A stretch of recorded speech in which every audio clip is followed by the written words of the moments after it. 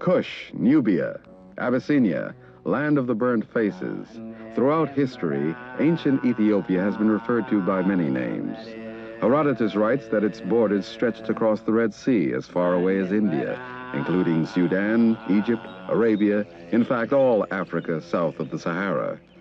Located in the highlands, present-day Ethiopia is a land of awe-inspiring mountains, cool plateaus, and lush green valleys. The Greek historian Diodorus Siculus writes, Ethiopians conceive themselves to be of greater antiquity than any other nation. Born under the sun's path, its warmth may have ripened them earlier than other men. Ethiopia is a land of stelae.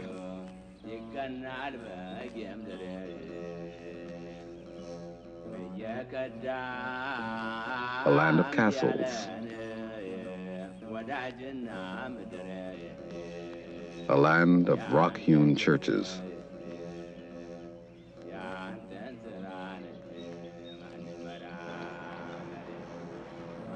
Located in Shoa province and 8,000 feet above sea level is the capital city of Addis Ababa. Founded in 1866 by Emperor Menelik II, the city has a population of 600,000. Africa Hall, home of the Organization of African Unity.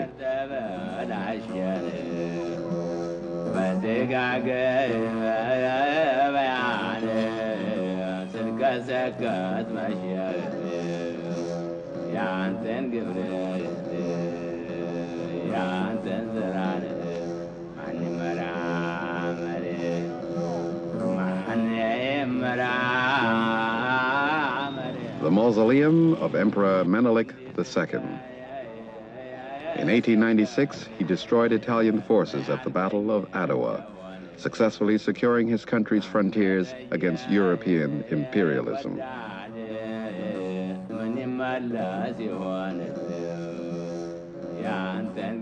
St. Stephanos, a modern Coptic church.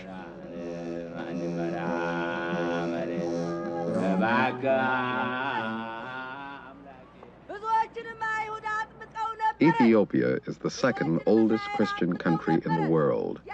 Christianity became the religion in 330 AD. Ethiopian Coptic religion, unlike other Christian sects, proclaims the single and divine nature of Christ, a belief that the deity and human spirit are fused or brought together in the person of Christ. They regard Christ as God.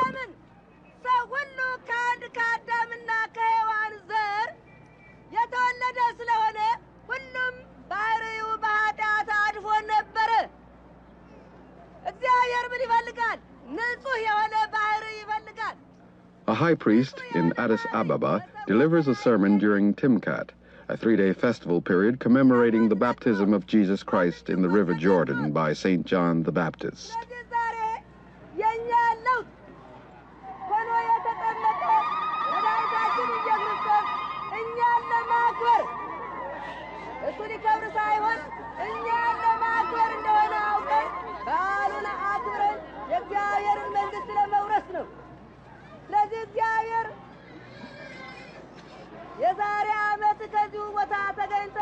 Timkat ceremonies are observed by Emperor Haile Selassie I. His ancestry goes back to the Queen of Sheba and beyond to Kush, to the year 6280 BC. His lineage is older than that of Queen Elizabeth by over 6,000 years. Depteras, the wise men and scholars of the church, dance and serenade the monarch.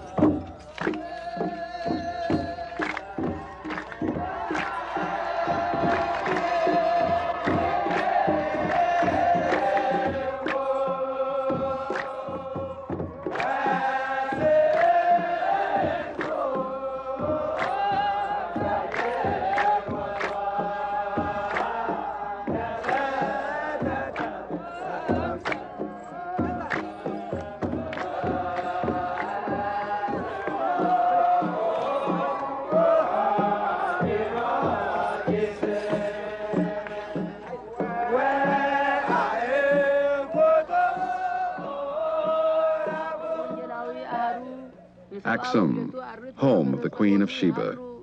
During the 1st to 7th centuries, the Ethiopian kingdom of Aksum flourished as a major trade center of the world.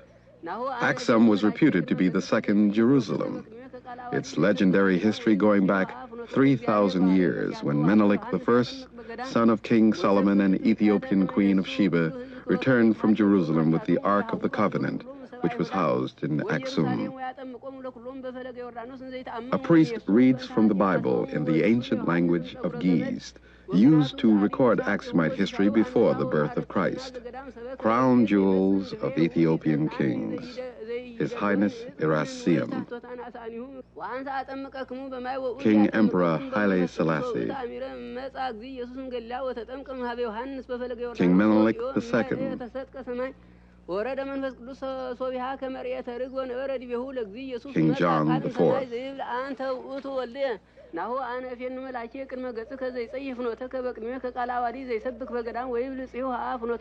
King Su Michael, King Fassi.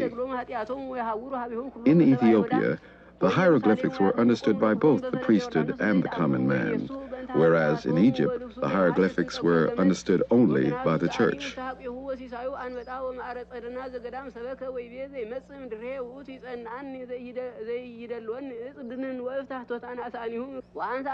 During the 3rd century AD, great stelae were constructed, huge stone monoliths hewn from granite. With a richly decorated altar at the base, the stelae rises to 60 feet and weighs 500 tons. They were carved and decorated. On their surfaces were depicted the wooden architecture of the day, constructed in the Aksumite style.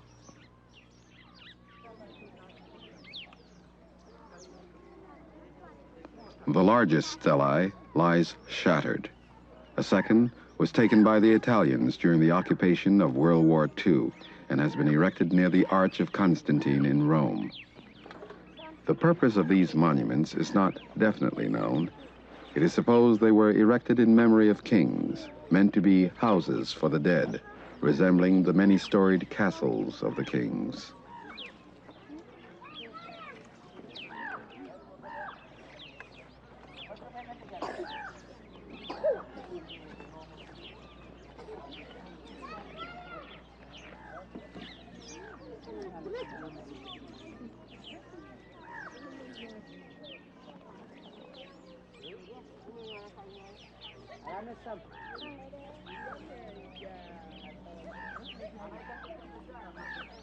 For their height, their massiveness, and sculptured detail, their like cannot be found in the world. The stelae are witness to the architectural skill and the organization of the ancient Ethiopians.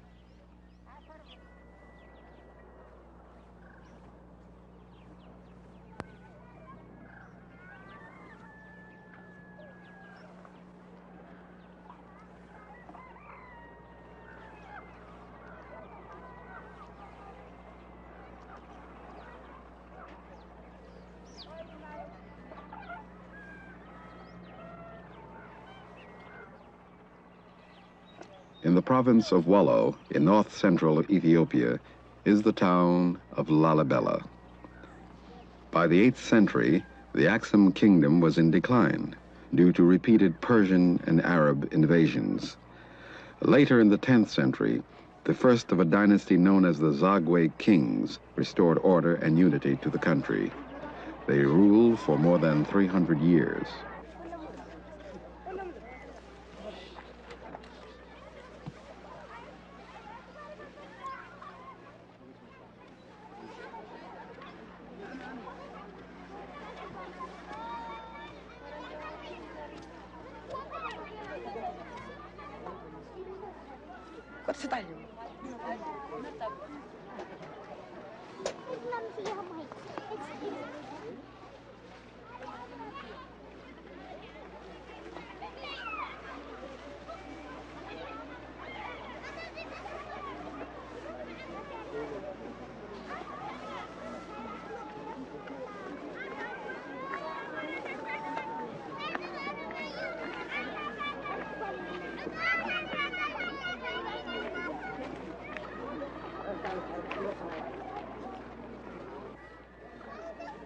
greatest ruler during this period was King Lalibela, famed for his great piety.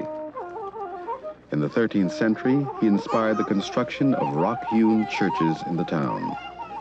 Legend has it that every saint was to be provided with a church. In pre-Christian Ethiopia, temples and places of worship were carved out of solid rock, a tradition which goes back thousands of years and continues into the Christian era.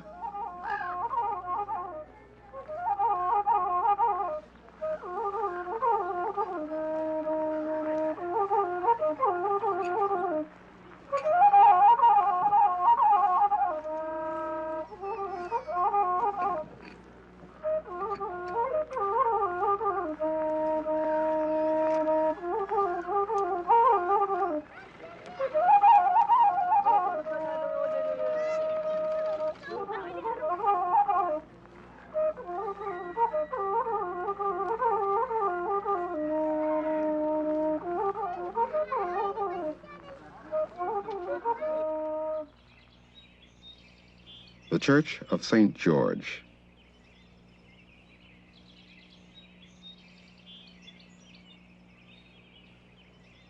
Carved out of natural rock.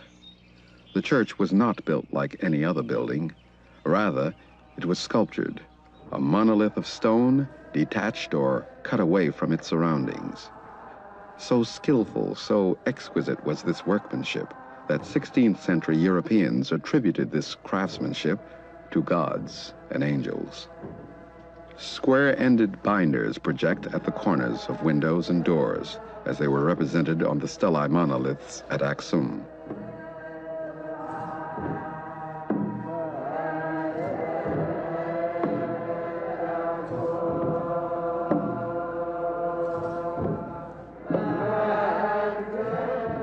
The main entrance is a shallow porch ornamented by simple moldings. Within this porch is a door of the traditional Aksumite style.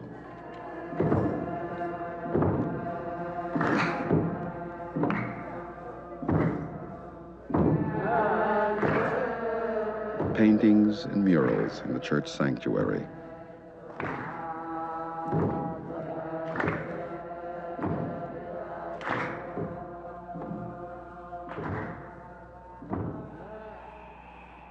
The 11 churches are connected by subterranean passageways and trenches.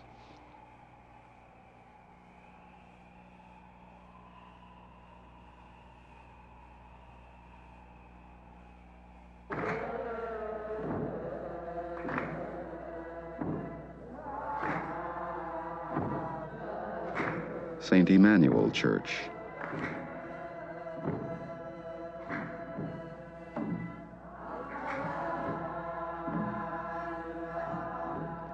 St. Mercurio's Church, today partially collapsed.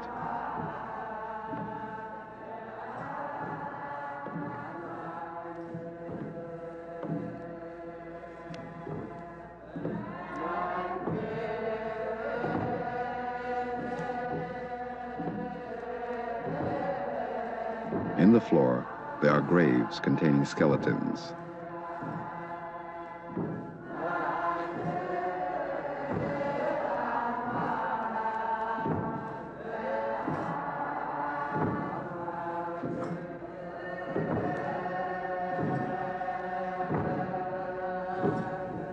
The walls bear religious mural decorations.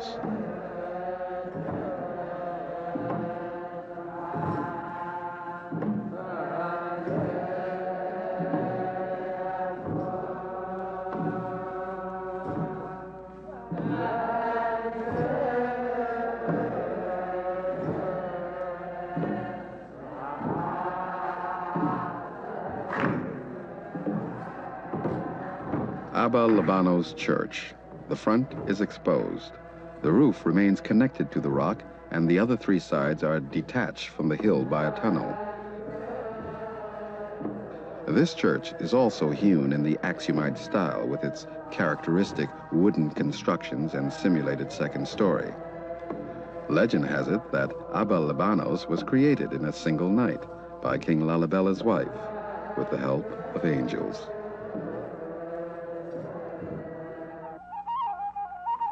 During the 16th century, the capital of Ethiopia shifted to the city of Gondar in the northeast part of the country.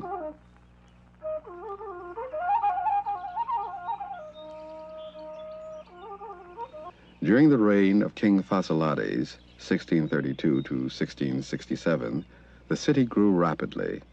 Culture and the arts prospered. Castles and churches built by him testify to the wealth and prosperity of the period.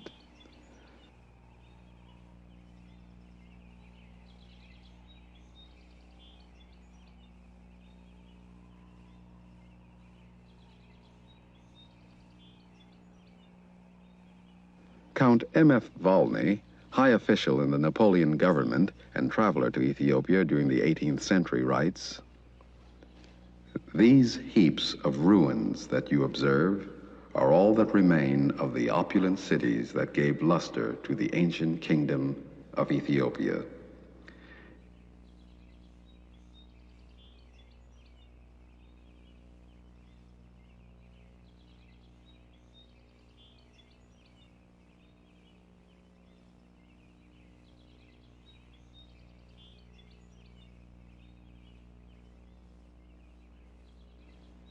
It was there that a people since forgotten discovered the elements of science and art at a time when all other men were barbarous, and that a race now regarded as the refuse of society because their hair is woolly and their skin is dark, explored among the phenomena of nature those civil and religious systems which have since held mankind in awe.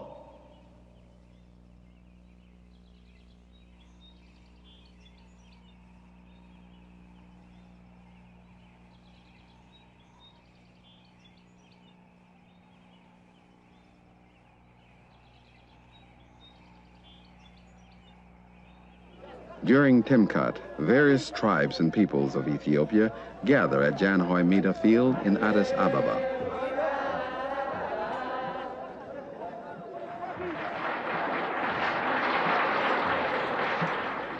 In a special Timkat pool, holy water is collected. Sprinkling fountains are opened. Believers sprinkle holy water on their heads, thereby renewing their Christian vows.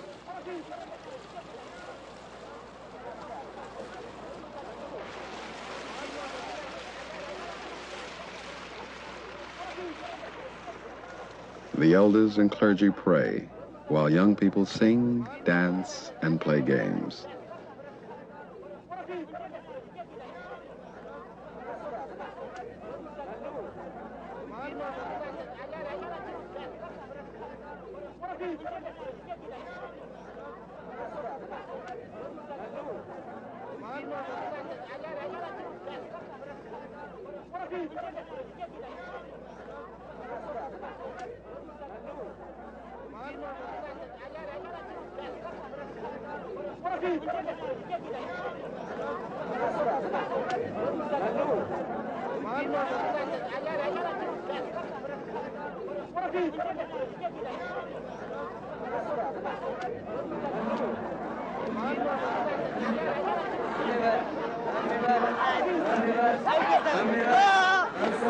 Traditional dance of the Amhara tribe.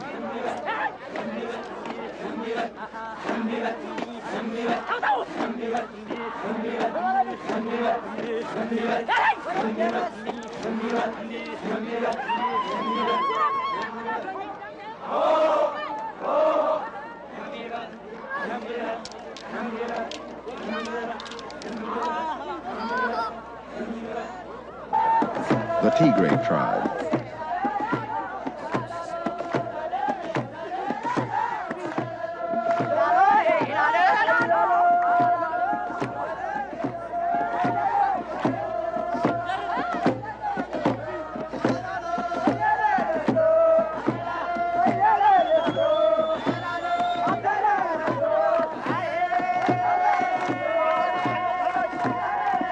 The Gala tribe.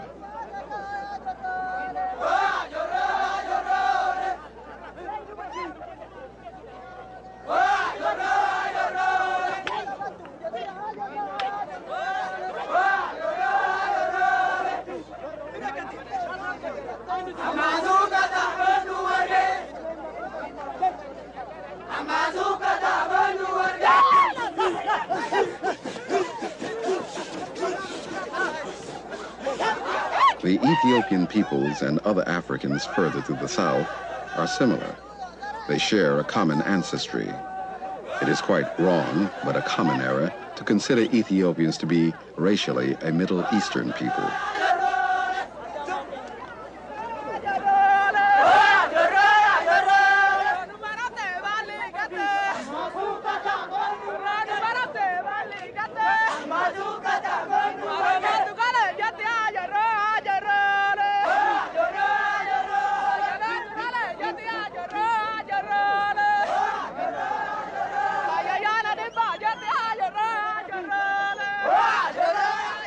Classical historians wrote of Ethiopia.